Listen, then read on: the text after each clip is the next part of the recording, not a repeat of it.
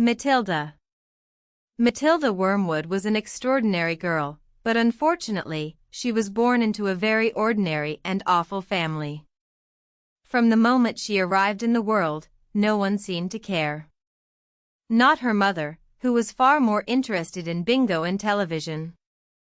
Not her father, Mr. Wormwood, who sold used cars and considered intelligence a nuisance. "Looks like a boy to me," he grumbled at the hospital when she was born. "Name her whatever." "Something short," said Mrs. Wormwood, flipping through a fashion magazine. They settled on Matilda, but not out of love, just laziness. Matilda grew up in a small, messy house in a forgettable town. There were no bedtime stories. No lullabies. No birthday parties. Instead, there were harsh words and louder televisions. By age 3, Matilda could speak in full, elegant sentences. By age 4, she could do sums in her head faster than her father could count the cash in his greasy pockets. But no one noticed. No one cared. One rainy afternoon, Matilda discovered something marvelous. While her mother was out shopping for fake nails, and her father was yelling at the television, Matilda wandered into a room she had rarely seen before. It was called a library. She pulled a book from the shelf. Dickens. Then Austen. Then Hemingway. She didn't understand everything, but oh, how the words sang to her. The librarian, a kind woman named Mrs. Phelps, watched in awe as little Matilda devoured one book after another. "You've read this already?" she'd ask. "Twice," Matilda would say, with a small, proud smile. Every day, Matilda's parents ignored her brilliance. Her father, Mr. Wormwood, was too busy cheating customers by turning back car mileage. Her mother spent hours getting her hair bleached and watching mindless game shows. They believed TV was more important than books. "Reading's for sissies," her father sneered once. "TV tells you everything you need to know." So Matilda read in secret. Late at night. Under the covers. With a flashlight. And from her books, she learned more than her parents had in their entire lifetimes. Matilda understood something wasn't right. Other children had parents who hugged them. Other children had families who cared. She was small, but she was not stupid. And deep inside her, something was beginning to grow. A voice. A spark. A quiet belief that maybe, just maybe, the world didn't have to be this way. And one day soon, she would show everyone what a little girl with a sharp mind and a brave heart could do. If her parents weren't going to love her, Matilda decided she wouldn't just sit quietly and suffer. No, no. She would fight back. In the most brilliant, mischievous, and satisfying ways imaginable. After all, if they underestimated her, that was their mistake. It began with Mr. Wormwood. Every evening, he returned from his dodgy car dealership full of arrogance and cheap cologne. He would talk loudly about how stupid his customers were, how clever he was, and how no one in the family had a brain except him. "You, Matilda," he'd say, wagging a greasy finger, "should stop reading them books and try to be more like your brother." Enough was enough. So one day, Matilda found a bottle of her mother's platinum blonde hair dye. She waited until her father's favorite felt hat was sitting on the hat rack. Then, with precision only a genius could possess, she dabbed the inside of it with the dye, just enough to soak in. The next day, he wore it all day at work. That evening? He was completely platinum blonde on top.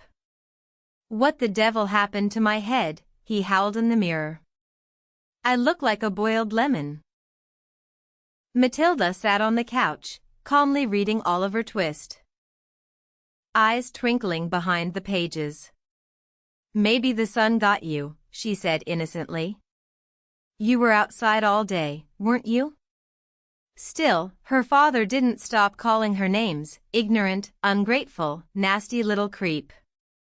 So Matilda decided to raise the bar. One afternoon, when he was napping in his chair, Matilda tiptoed over and carefully applied superglue around the inside rim of his brand-new bowler hat. Then she waited. When Mr. Wormwood got dressed for work the next morning, he jammed the hat onto his head as usual. But this time, it wouldn't budge.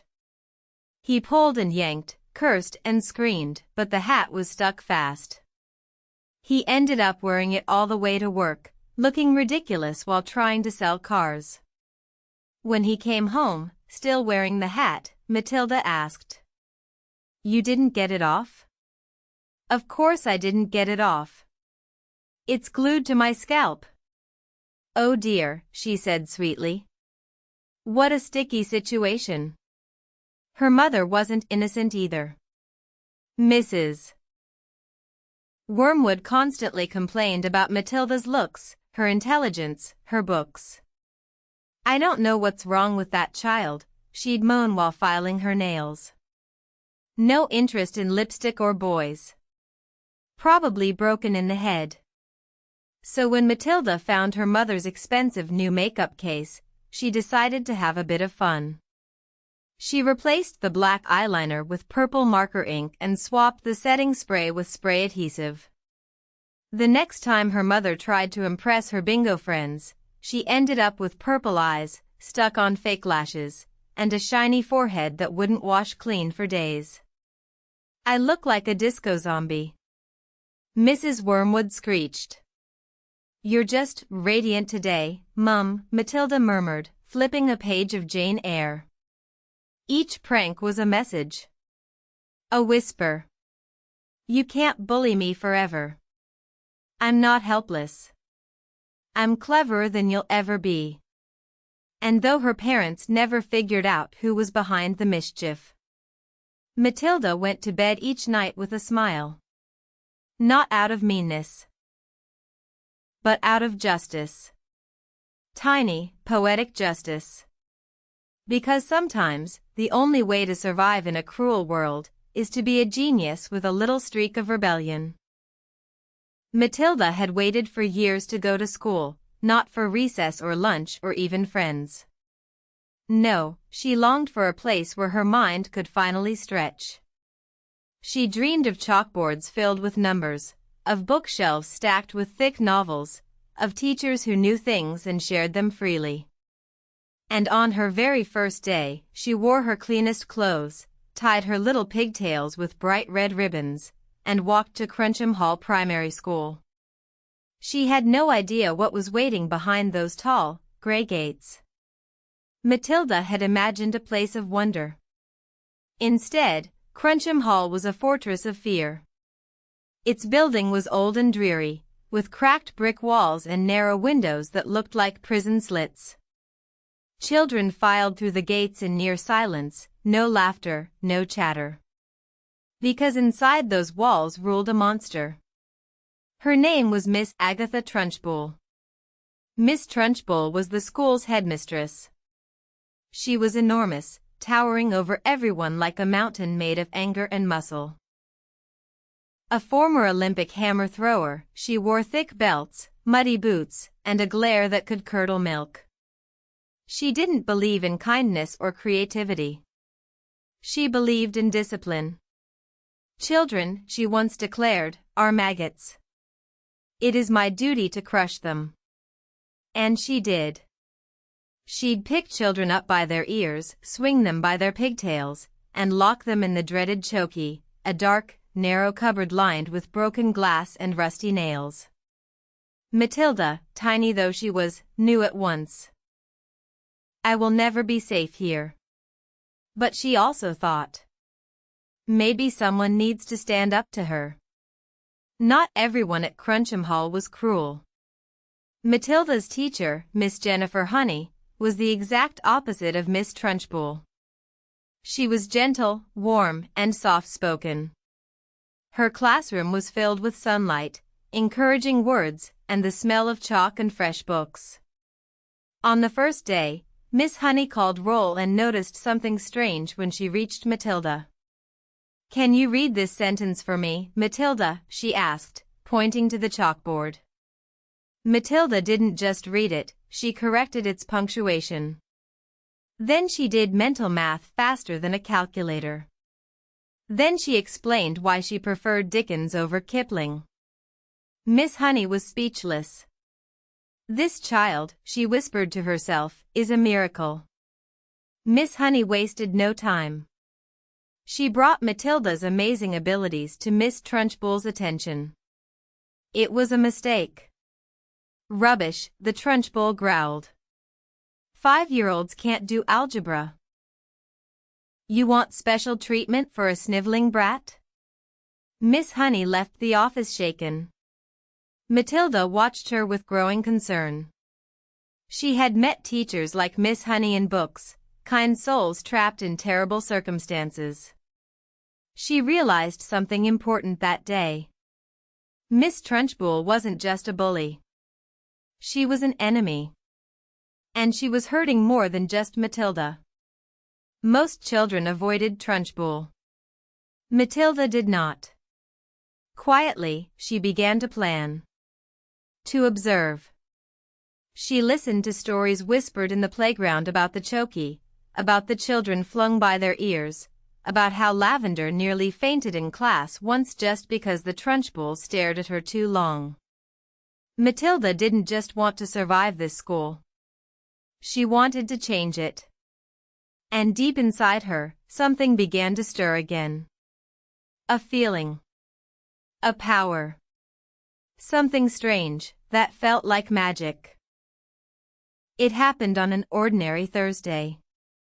The sky was gray, the corridors of Cruncham Hall echoed with footsteps and sniffles, and the Trunchbull was on one of her classroom inspection rampages. This time, it was Matilda's class she barged into. Miss Honey stood by the blackboard, calm but pale, as the headmistress stomped in like a storm. "Good morning, Miss Trunchbull," Miss Honey said, carefully polite. "Silence," she barked. "Let's see what these revolting little vermin have learned." Matilda didn't flinch. She sat perfectly still, eyes cool and watchful. Something in her sensed, this day would not go quietly. The Trunchbull began her lesson by mocking children's spelling, snapping chalk in half with her teeth, and making Bruce Bogtrotter do math while hopping on one leg. Then she spotted Matilda. "You," she thundered. "You're the snotty little know-it-all, aren't you?" Matilda remained silent. "Answer me, you disgusting little cockroach." Matilda raised her eyes and said, very calmly, "I beg your pardon?" The Trunchbull's face turned crimson. She reached for Miss Honey's glass of orange juice, raised it high, and shouted, This is what I think of insolence." But she never got the chance to throw it. Because suddenly, without anyone touching it, the glass began to shake. Then it tipped over, slowly, and crash. It flew through the air and shattered on the floor. Everyone gasped. The Trunchbull froze. "Who did that?" she snarled. No one moved. Matilda sat still. But inside, her heart was hammering. Did I do that? That night, Matilda couldn't sleep. She lay in bed, staring at the ceiling, heart racing with a mixture of fear and excitement. I didn't touch the glass, she thought. But I wanted it to move, and it did. She sat up, picked up a pencil, and placed it on her desk.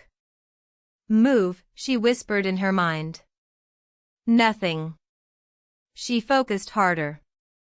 Her eyes narrowed. She imagined the pencil rising, floating, dancing through the air. And then it wobbled. It lifted. And hovered for half a second before dropping with a soft thunk. Oh my stars, she whispered. She had a power. Not just intelligence. Not just courage. Something else. Something extraordinary. Matilda knew immediately she had to keep this secret. If her parents found out, they'd laugh or call a priest. If the Trunchbull found out, she didn't want to think about what would happen. But one thing was clear. Her gift wasn't a curse. It was a tool. Maybe even a weapon. And in a school ruled by fear, Matilda was no longer powerless. After the glass incident, Matilda's thoughts swirled like leaves in a storm. She had a secret. A power. And a growing desire to use it, not for fun, but for justice. There was only one person she could trust with it. Miss Honey. The day after the glass shattered in front of the Trunchbull, Miss Honey gently pulled Matilda aside as the other children filed out of class. "Matilda," she said softly, "would you like to come to tea with me?" Matilda blinked.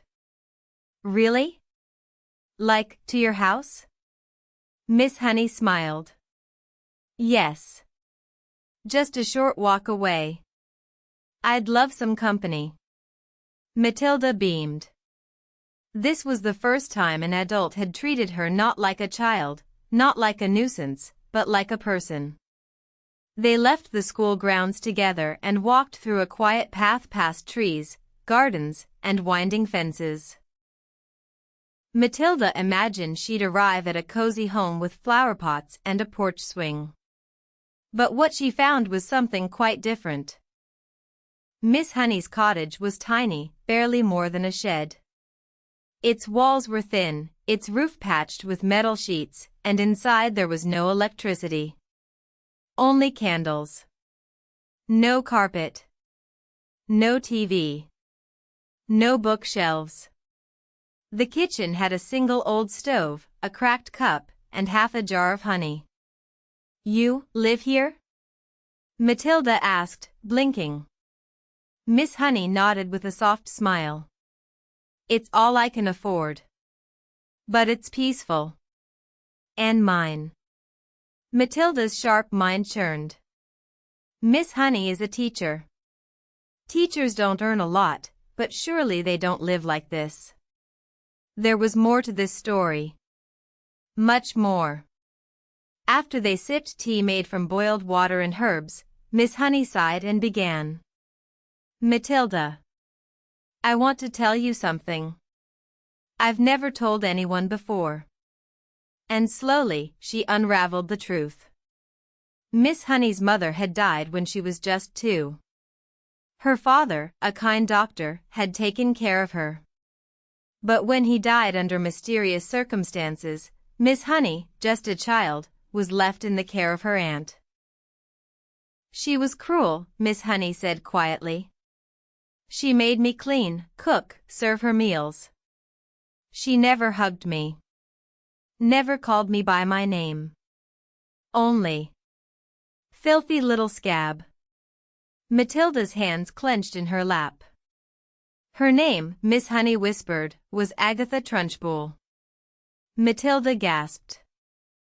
"The Trunchbull is your aunt?" Miss Honey nodded.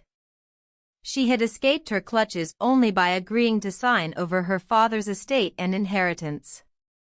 "Everything that was mine, the house, the money, it's all hers now." Miss Honey was living in poverty while her aunt, who should have protected her, ruled over Crencham Hall like a tyrant. Matilda's eyes burned. "That's not fair," she said. "No," Miss Honey said gently, "it's not." "You shouldn't be afraid of her," Matilda said. Miss Honey smiled. "I'm not afraid for me anymore." That night, Matilda couldn't sleep. Not because she was scared, but because she had purpose. Miss Honey was kind, smart, and brave, but she had been robbed of her life. And the person who had done it was now hurting children every day. Matilda stared at the ceiling and whispered. "Not for long." Something inside her was awakening. Something bold. Something powerful. Something ready. The week after Matilda's visit to Miss Honey's cottage, a storm was brewing. Not in the skies. In the classroom. In the minds of two small girls with big ideas. It started with Lavender. A clever, daring girl who hated the Trunchbull just as much as Matilda did. After hearing stories about the glass incident, Lavender approached Matilda with a sparkle in her eyes. "I want to help," she whispered. "Help what?" Matilda asked, pretending to be innocent. Lavender grinned. "Help give the Trunchbull what she deserves." She didn't have magical powers, but she had boldness and a plan.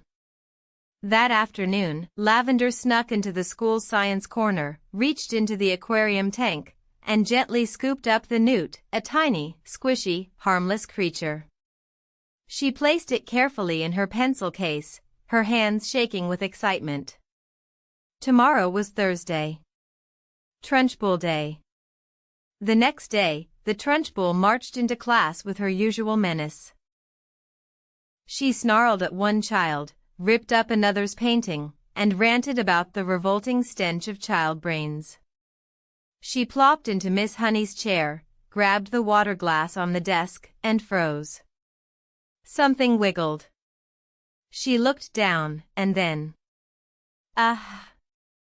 The Trunchbull leapt out of her chair, screeching as the newt swam lazily in the glass like it owned the place. Children erupted into laughter. Even Miss Honey couldn't hide a smile. "Which one of you filthy little villains did this?" she bellowed. Lavender stared at her desk. Matilda calmly blinked, as if she didn't even hear. But inside her head, she was planning something far greater. The prank had worked, but it wasn't enough. It hadn't changed anything. The Trunchbull was still in control. Miss Honey was still poor. The school was still ruled by fear. "It's time," Matilda thought. That evening, alone in her room, she pushed herself harder than ever before. She placed chalk on the desk. She stared. It rose. She wrote a word in the air, just by thought. "Hello." She smiled. Then she drew a face. Then a sentence. Then a name. Trunchbull. The next morning, Matilda asked Miss Honey if they could meet again. Miss Honey agreed.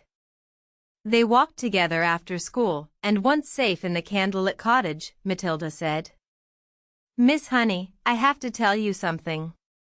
And she told her. Everything. The floating chalk. The pencil. The glass of water. The power.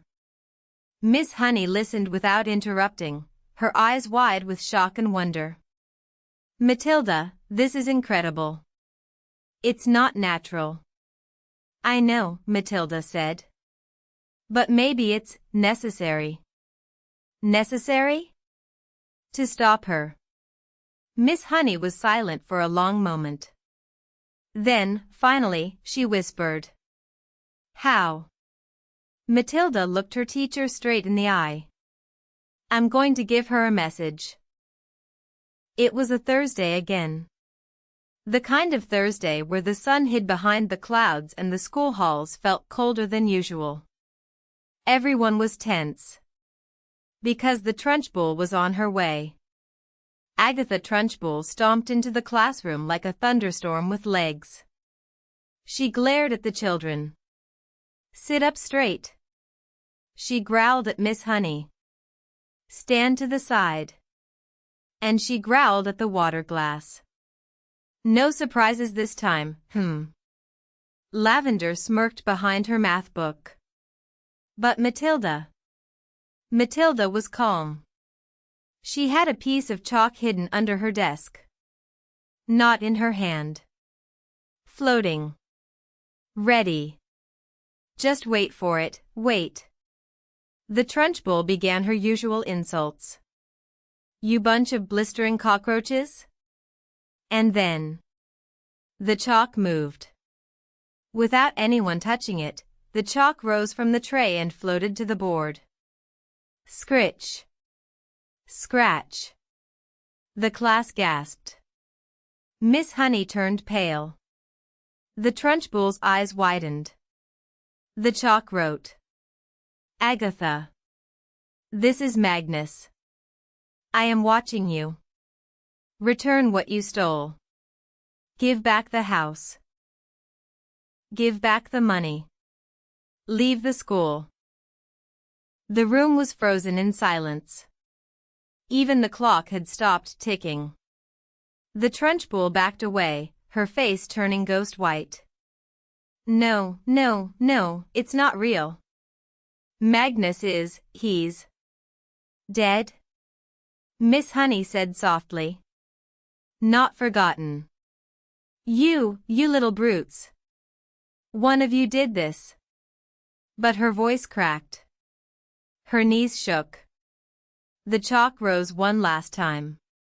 "Be gone, Agatha. Or else." The chalk snapped in two. The Trunchbull screamed. She ran from the room, knocking over desks, books, and even the water cooler. Her boots thundered down the hallway, and then silence. She was gone. Forever. The next week, a letter arrived. The Trunchbull had vanished, left town, left the school, left everything behind. Inside the envelope was a key. And a note. To Miss Jennifer Honey. I release my claim. The house, the money, it's yours. Don't ever contact me again. Agatha Trunchbull. Miss Honey cried when she read it. And Matilda smiled quietly. Miss Honey moved into her father's old cottage. She invited Matilda over every weekend. The house was filled with sunshine and stories, candles and cake. Cruncham Hall changed, too. The children laughed again. The playground echoed with joy. And Matilda? She didn't need her powers anymore. Once her life was full of love, learning, and safety, the magic gently faded. She was still a genius, of course. But now she was a happy genius. And that, perhaps, was the greatest magic of all.